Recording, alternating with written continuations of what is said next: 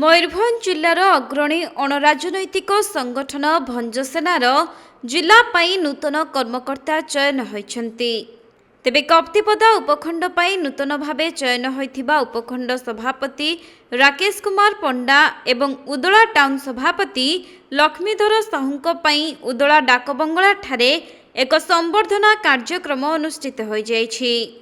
प्रथमे धन्यवाद देवी भंजसेनार प्रतिष्ठाता कलिंग केसरी जेना को तांको आदर्श रे आमे आज बाहरी आसी भंजसेना एवं मयूरभंज माटी पई काम करिया पई तृणमूल स्तर रे जाईकी असुविधा रे थिया लोक मानक पाखरे पहुंची कोनोसी प्रकार राजनैतिकता स्वार्थ न रखिकी आमे तांको पई सेवा करिया पई बाहरीचु। आशा करूचु आगामी दिन रे उदलार भविष्यत को बदलाया पई चेष्टा करिबु। मयूरभंज रो रेल समस्या आपण कहंतु या द्वारसुणी घाटी कथा कहंतु सब बहुत प्रकार प्रॉब्लम रही जो गुड़ा कि आम जाकि पहुंची पारुनु लोकों पाखरे चेष्टा करिवु जाई लोकों पाखरे पहुंची ताकर समस्त प्रकार प्रॉब्लम को सॉल्व करिया पे। एही अवसर में मयूरभंज जिला भंजसेना छात्र सभापति किशन कुमार साहुंक द्वारा उभय राकेश एवं लक्ष्मीधरंक पई विपुल स्वागत संबर्धना करा जायथिला।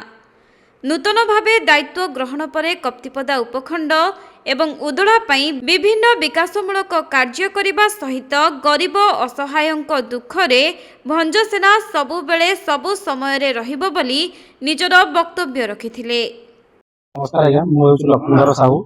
प्रथम विशेष करके अभिनंदन जणाइबी आमर सफी भाई को जे कि भंजसेनार प्रतिष्ठाता।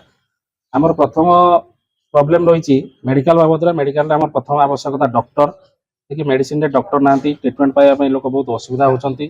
बाद आम समस्या रही रेल, तृतीय समस्या रही रास्ता घाट।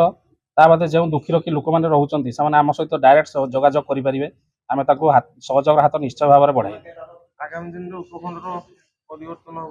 निश्चय भाव में आम चाहूँ परिवर्तन आम 13-14 वर्ष है चेष्टा रही किंतु आज आम भंजसेनार जोग देलु सफी भाई को जो प्लानिंग रे अनुप्राणित होई जो समस्त सेवा सी करी अनुप्राणित होई आज आम भंजसेना को ओल्लैचु। निश्चित आम आगामी चेष्टा रहिबो बहुत जोर रे चेष्टा रहिबो जे उदलार किसी परिवर्तन एवं मयूरभंज जिलार किसी परिवर्तन आनिया पई। हारडा दोन एमती इसे राउंड करी हां सेटे में हारडा दे गो फास्ट वीडियो